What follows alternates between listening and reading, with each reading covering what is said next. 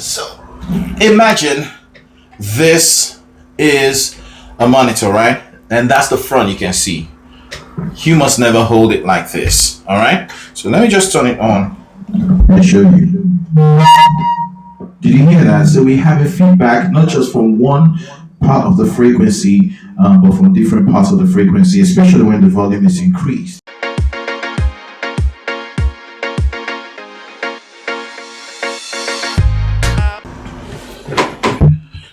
Just checking if my mic was working. Talk about mics. Hello everyone, my name is Frank and this is the Vocal Lexicon. Today I'm gonna teach you how to hold your mic, the position of your mic to get the best out of your voice. Okay, so before we dive into how to hold your mics, I want to let you know the basic type of mics we have. Okay, and it's very important that singers, musicians have this knowledge. Okay, so we have the cardioid mic. Usually the function is unidirectional. Okay, so which means it collects sound from the front only, unidirectional. So some mics are designed to take or pick sound from the front of it, not from the side. Okay, and others are designed to pick sound from all around it, the front, the side, in equal measure. And this is a condenser mic. This is an example of a mic which is like a multi-directional.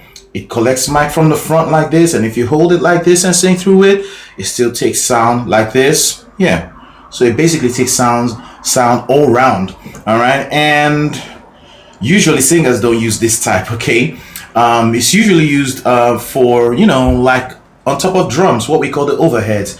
You know, you have two high mics like this, yeah. So so that they can pick all the sound of the drum, or maybe you have a choir and you have a mic set on top of them to pick up more than one person's sound. In fact, to pick up all the choir sound, yes, you normally would use a multi-directional mic. This one is also multi-directional because it picks sound from all sides. Now, this one's because of the way it's designed, is very durable, right? So you can drop it a couple of times, but don't do that. Even if it drops by accident a couple of times, it can still stay strong and still function because of the circuits and the way it's designed. And that's why it's best for singers, basically. And this one, a condenser mic, because of the way it's designed, you know, you don't want to drop this one, so be careful with condenser mics, because when it drops, even though it may still be working, there's a chance that it might change, the tone might change.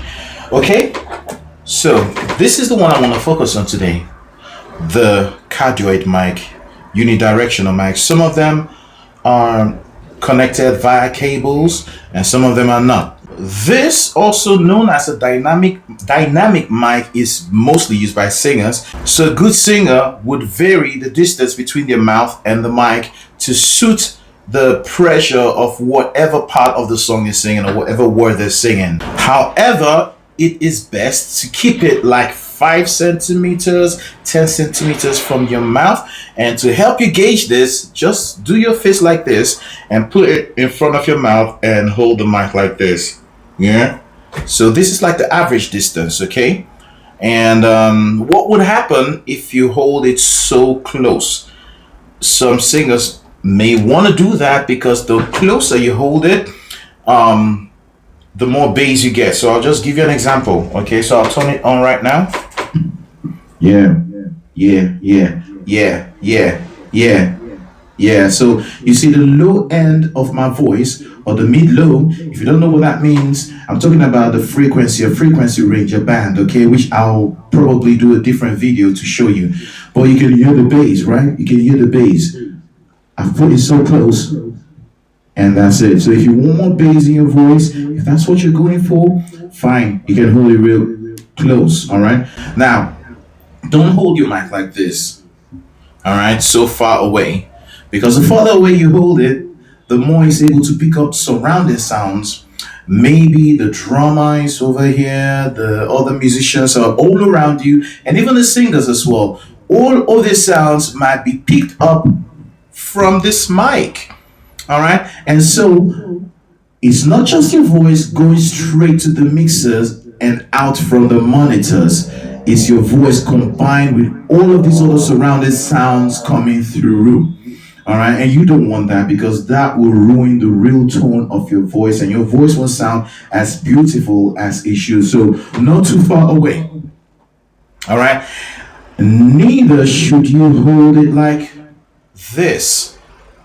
Like I said, this is a cardioid dynamic or unidirectional mic. Okay, it picks up sound from the front. So if you hold it like this, you're gonna get the highest energy, all right, as opposed to like this.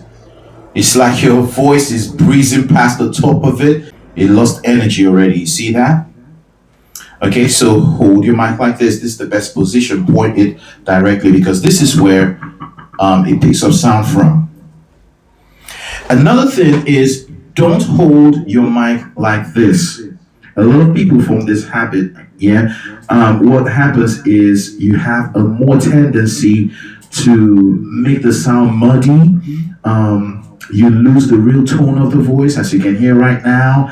And I know big bucks people, they hold it like this, but that's fine because that's the sound they want to produce. But for you, the singer, don't hold it like this. There's even a greater chance to have feedback when you hold it like this. Okay, so don't hold it like this. Talk about feedback. Now, because this is a unidirectional mic, all right, so you have monitors in front of the singers, right? These monitors should back the mic like this, all right? You must never point the mic towards the monitor or speaker, right? Because you get a chance of feedback, especially when they begin to increase the volume of the sound or the music. So here's what I mean. Let me reduce the volume a bit. So imagine this is a monitor, right? And that's the front you can see. You must never hold it like this, all right? So let me just turn it on. Let me show you. Did you hear that? So we have a feedback not just from one part of the frequency, but from different parts of the frequency, especially when the volume is increased. So let me just reduce it. No feedback, but that will be too low, okay? But you need the music loud, a bit loud, sufficient to please the audience, and then you begin to get feedback because there are loops. And also because of the design of some certain rooms, it kind of create loops that cause feedback. A lot of reverberation could also cause feedback. So another thing why am I using this mic? This is my main mic for the video. So another thing is don't give someone else your mic, especially when sound check is done. The reason for this is after it's been EQ'd from the mixer, because everybody has a kind of tonality which is different from one another. So someone's tonality may produce a kind of harsh sound in a certain part of his voice, frequency. I'm going to talk about frequency, okay? Maybe in another video where I can explain it fully so you can understand. All right, so maybe someone sings and you can hear a kind of harshness in their voice, that kind of piercing. Now, that person, I'm just giving you an example why you mustn't give your mic to someone else. All right, so when sound check is done and completed, mark your mic and hold it for the rest of the performance. All right, so let's say again, this singer has a piercing area in their voice, maybe the high part of their voice. Whenever they hit this mixed voice, you hear that piercing sound. That's how the person's voice is. But when another person sings the same note, the same song, the same part, and they get to that area, you don't hear the harshness. You see that? So different people, different voice. But then this other person may have a part of their voice you want to tweak, while this first person is okay. So that's what I mean. Now, when you tweak that part of the voice to remove the harshness and give it to this person, you might lose the tone, the natural tone of this other person. Or let's say someone sings really loud, can belt out, and this other person can't really belt out because that's the way their voice is. Their voice is not as loud or as strong or powerful as this other person. Now, when you reduce the volume of the one who's loud, and let's say they finish a performance and come back, and the one who doesn't sing loud grabs the mic of the one who sings loud, because the mic is already reduced, their voice is going to be really, really low. All right, so that's two of the reasons, because of the volume, the power of the voice, and also because of frequency, the difference in frequency. Okay, so I think I'll stop there for now. So these are the basic points. So just for recap, don't hold your mic like this. Don't cup the grill of your mic like this, because a lot of people, a lot of singers, I've seen them, they form the habit of holding the mic like this, even when they don't want to unconsciously. They just find themselves holding it like this. Hold it like this. Yeah, that's the best way. Okay, and then secondly, point it towards your mouth. Now, if the kind of tone or sound you're going for is a more bassier sound, then you can hold it close to your mouth.